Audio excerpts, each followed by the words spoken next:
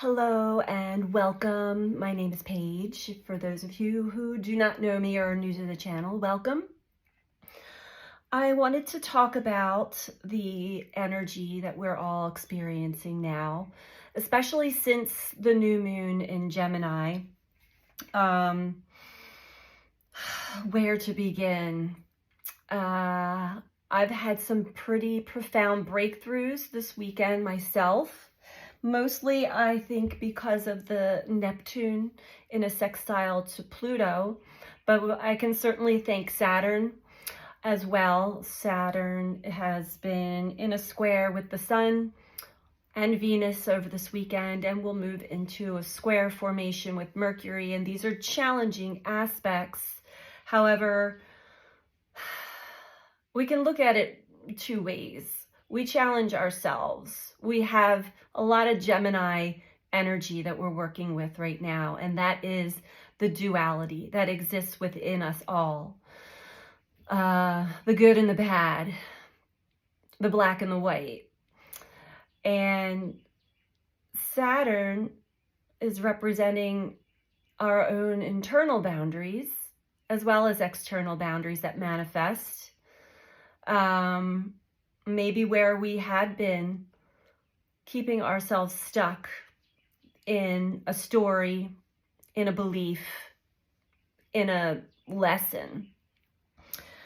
And I also want to just mention that, and many of you may have heard this, many of you may already embrace and embody this, but for those of you who don't, we do all carry and possess the entire universe, the stars, the planets, the sun, the moon.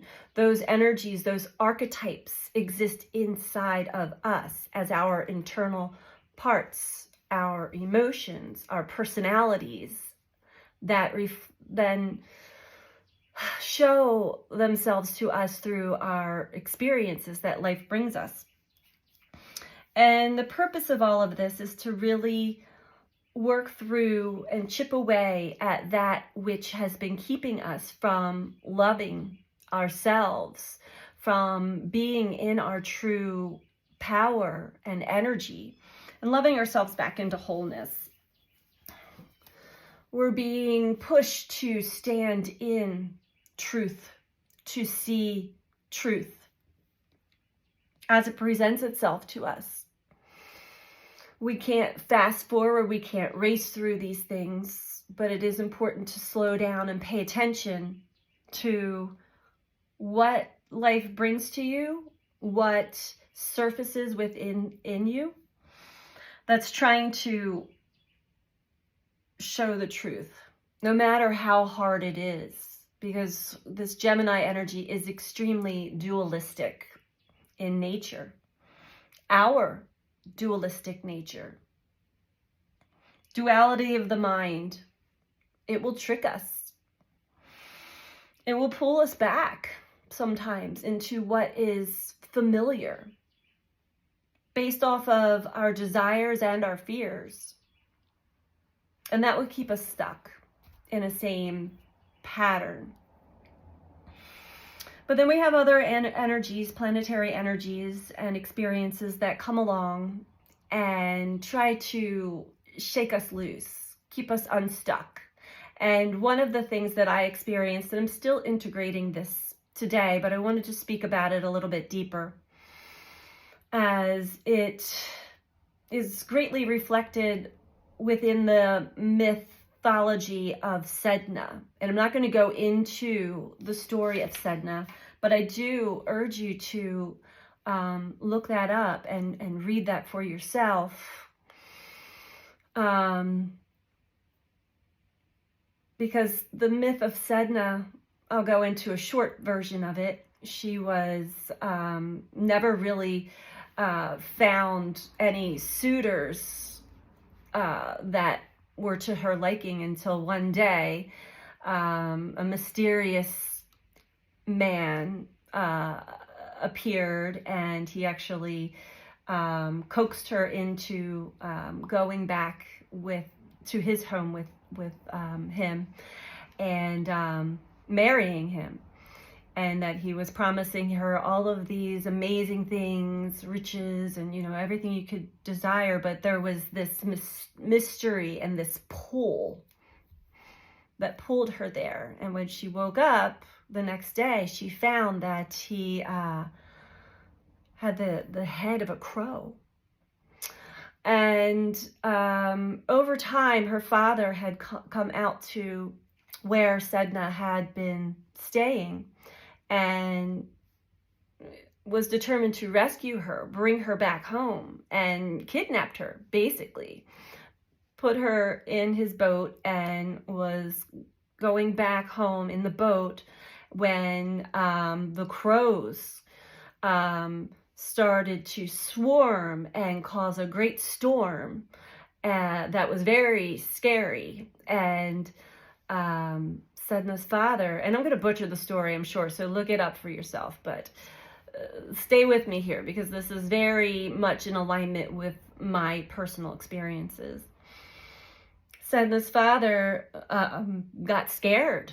2 people in the boat, it was going to tip over, so he pushes her off of the boat, and she grabs onto the boat, clutching for her life, and her father chops off her fingers so that she can no longer hold on, and she plunges into the depths of the sea.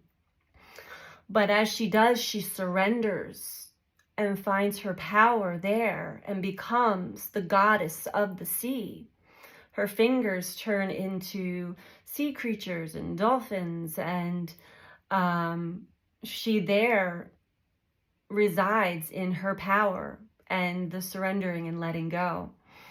So that story, as much as I butchered it, has a lot to do with a certain person in my life, or actually certain people in my life, that I've found there's still a part within me, a wounded child part within me, that had been holding on to hope, holding on to a story, a fantasy that was created in my mind from having experiences with these, specifically 2 people, with these people who were in alignment with me until they were not, until it was shown to me that they were actually reflecting a good portion of my shadow as well. So this is how I started to learn about my own shadow and the reflection of others through relationship. Yet already seeing, because I have the ability to see the soul within everyone and the potential, their greatest potential, I held on to hope. And doing so, I held on to their energy, and I kept asking, why am I constantly being pulled into this person's energy? Or why do they keep coming up? There's a lesson there for me, and I was getting the lessons over and over again for quite some years. One specific person, since Neptune had moved into Pisces 2012, and now Neptune being, here comes the sun, now Neptune being at the 29th degree of Pisces, the anaretic degree, I'm getting it. I can no longer hold on. My fingers have been cut off from holding on to whatever story or fantasy or myth that was created in my mind from having very Neptunian experiences and very much spiritual awakenings with 2 people specifically who actually mirrored the same archetype. And funny enough, I know they also mirrored the archetype of my father, who's no longer alive. So I know there were a lot of father wounds that I've been working through for many years that have been hidden. I hid from myself in order to survive and live as peacefully as I could. But just as though we think that we're living in peace, even, and I'm going to show you my butchered up drawing, thanks to my mother who reminded me of the iceberg. You know, we chip away at all the old pain and suffering and trauma that we are exposed to, that we see on the surface of the water. The water is our emotions. But as we chip away at that, the iceberg rises up and there's more. So it's a constant. It's a constant chipping away and releasing of what is holding us in a holding pattern to, and that's Saturn also. We're going to learn and understand our own lessons and, you know, what we need to release when we're ready, when it's time. So I shared what I found to be a very profound artistic expression of the Gemini archetype, as well as the duality that resides in all of us. I shared it here on my YouTube community page, so check it out if you feel called to. I also shared it on my Facebook page, so check it out if you feel called to it. It is called High Ren, and I shared this video with very key select people that I was intuitively drawn to sharing this with, and then receiving the responses. There were certain people I knew were going to have the same profound and feeling and getting something out of it as I did. Many had said, I have watched this over and over again, because you get more and more and more out of it for yourself each time. And I have too. I think I've watched it like 8 times already. One person really surprised me in a beautiful way, that it really touched them, and I did not expect this one person to get very much out of it. Another person surprised me in the opposite respect of not getting it at all. And that was showing me something extremely deep, because that was the person that I was actually being guided to let go of, lest my fingers get cut off. And I think that this is the tipping point for me. My fingers have been cut off. I see the truth. I see that no matter how much the wounded child in me desires for this certain person to see their own potential and worth and light, they've retracted or retreated back into their safe and familiar unconscious. And that's okay. I can always love from a distance, but this has been a profound weekend for me personally in letting go organically. It actually just happened naturally when I received the response, as well as also receiving, certain things will trigger us, right? And this person, when I first sent the video, and I'm sure that he's not watching this, and if he is, then you get to understand my perspective a little bit more. But when I sent the video, his first response was watching the Belmont, and that was it. And for me, I'm a huge lover of animals and horses, and horse racing to me seems extremely abusive, and so that was a big trigger in me, like,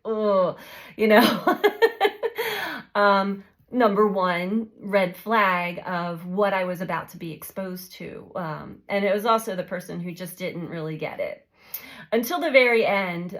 Couldn't even keep up with the words of the song. And I know it goes fast, but there's energy behind it. And so if you are really in tune with your own nature and your emotions, you don't even need to keep up with the words, but you understand the expression of this music video, this song, this beautiful artist. So I do encourage you all to take a peek at that if you feel called to. It's called High Ren. And I find that to be a beautiful expression of our inner duality that we all grapple with from time to time, but also to understand that life, it's not about the fight between duality. It's a dance. It's relaxing into the pendulum swinging from light to dark within us and without us. As within, so without.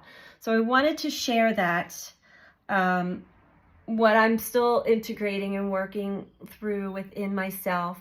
But each time I do, each time I'm able to release, relax into, there are profound gifts that I receive, great insights in depth to my journey that will also assist and help others in theirs as well. So if you resonate with twin flame, because I got pulled into that in the very beginning many, many years ago. If you resonate with the soul mirrors, the soul contracts, you understand the Neptunian pull. Neptune pulls us into a mysterious interaction with another who is very, very closely tied to our soul and our soul's purpose. And we do meet at resonance. We do meet in alignment.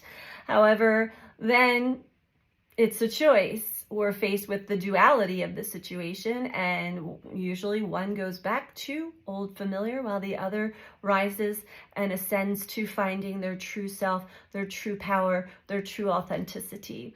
And it is important that for those of us who are on that awakening journey to recognize that we to not judge others of where they are on their journey or on their path, but to recognize when it is time to release and let go. We're given signs. We're given deep, resonant signs that the longer we hold on, the harder it is, the more resistance we create for ourselves in other areas of our lives. I've struggled in other areas of my life wondering why. And then when I look at the opposition of my birth chart, it always comes back to relationship. And I understand there's some things I need to learn. It's difficult for those of us who are empaths, those of us who have eyes to see into the seat of the soul of another, and they show us themselves through their greatest potential of light. There's great disappointment when we hold that as who they are in all of their essence, because we all hold that light. We also all hold darkness and depth, and it's a choice. It's a dance. And these are things that are becoming more and more profoundly shown to me as I go on in my journey, and as I break free from my past, break free from my wounded child holding on to the greatest potential in others. I find myself freer. I find that life starts to work in my favor. And I find much growth, much love, much forgiveness that arises in my heart. So I wanted to share that, and I hope that many of you found some resonance in this message.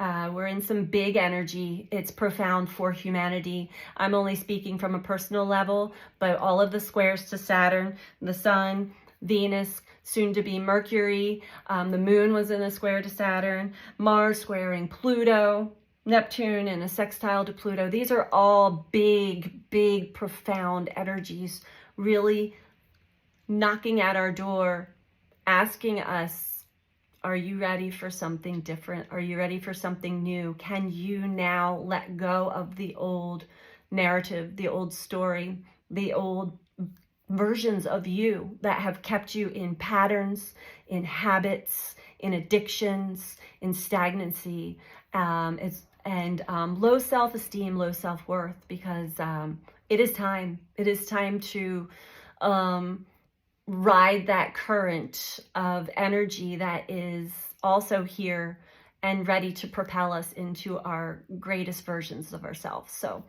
that's what I have for us today. I'm sending you all so much love. Take care. Bye.